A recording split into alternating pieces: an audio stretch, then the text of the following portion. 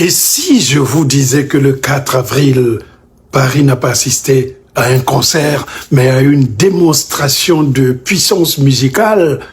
Ce soir-là, vous le savez, Ferré a fait bien plus que chanter. Il a rassemblé, il a élevé, et puis il a marqué. Parce qu'il y a des artistes d'un côté, et il y a ceux qui font de l'autre taire les doutes dès la première note. La salle pleine, le public debout, une énergie qui ne triche pas. Et surtout, cette voix maîtrisée, habitée, incontestable. Au fait, à quel moment un concert devient-il vraiment un moment très important, un moment historique pour vous? Pour moi, c'est quand chaque chanson devient une sorte de souvenir collectif. Quand chaque regard dans la salle dit la même chose, on est en train de vivre quelque chose qui va rester. Et là, il faut le dire clairement, la rumba congolaise n'était pas en représentation comme on le penserait. Elle était chez elle, à Paris, debout, très debout, fiable, vivante, excitante. Mais ce qui frappe encore plus, je vais vous le dire, c'est cette capacité rare à créer un lien direct, presque intime, avec des milliers de personnes. Ferregola ne chante pas pour le public, il chante avec lui. Et ça, aucun playback ne peut le fabriquer. Chaque note portait une histoire, chaque silence avait du poids, chaque montée faisait vibrer toute une salle avec ce masque. D'ailleurs, Ferregola, remercions pour ce masque-là. Vous voyez, ça a marché, mon cher Ferregola. Est-ce qu'on a encore affaire à un artiste qui cherche sa place ou à un artiste qui est en train de redéfinir les règles du jeu? Parce que ce concert n'est pas juste une réussite, c'est un signal, c'est une alerte, un signal envoyé à toute une génération, un signal qui vous dit que la rumba est là, que la rumba avance, que la rumba n'a pas dit son dernier mot. Si vous aimez d'ailleurs ce type d'analyse que nous faisons sur la politique, sur la musique et sur la culture en général, sur notre regard, abonnez-vous et partagez.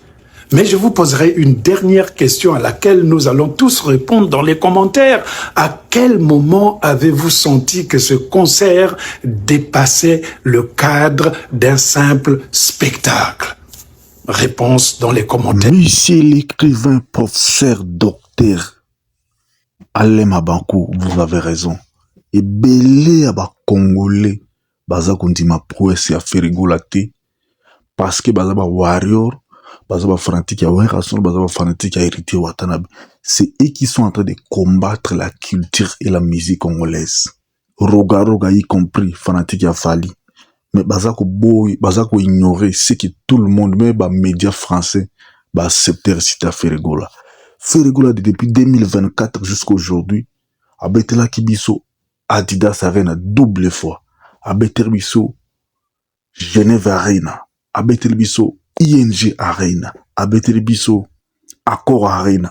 En attendant Ferregola zo betel biso Copperbox Arena. Ferregola zana 6 places où il y a beta 6 arena.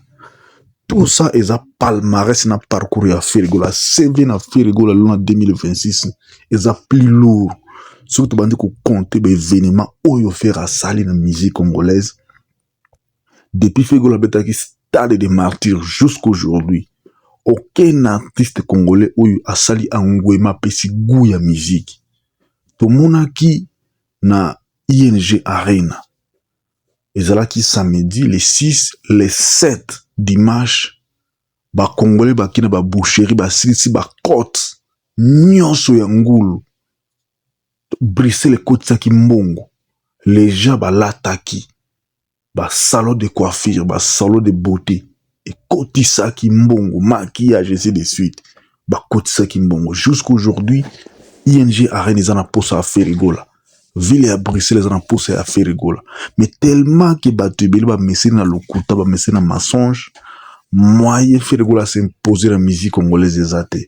Parce que pour nous, bango, Ferregola a blocage. Bango bazana poussé ça la combo, mais Ferregola eko détruire bango parce que Ferregola même mis vérité dans la musique. bango bamesana na mensonge, bamesana na babiloko moko lukuta bamatalana. Mais Ferregoula vit avec la musique qui est pure, qui est originale, avec l'originalité de la musique au fer à mimi. Baza ko digérer Ferregoula te, baza ko accepter jamais Ferre. Yango Ferregoula zo continue ko faire punir bango.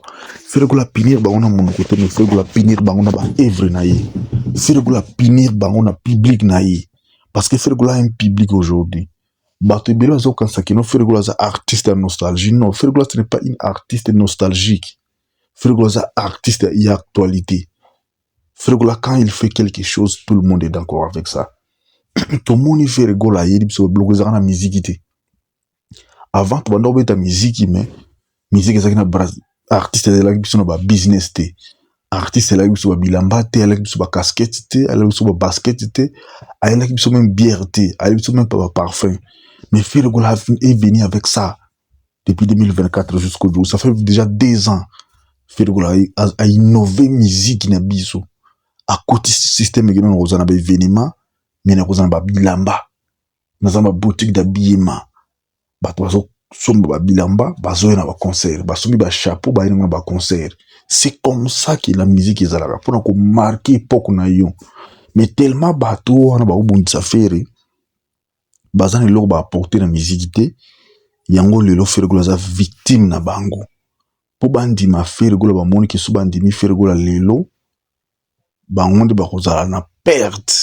Ferregoula kozala na avantage. Raison pour laquelle baza ko multiplier ba voies et moyens pour Ferregoula sala nini à se décourager, à tirer bango place na ndole.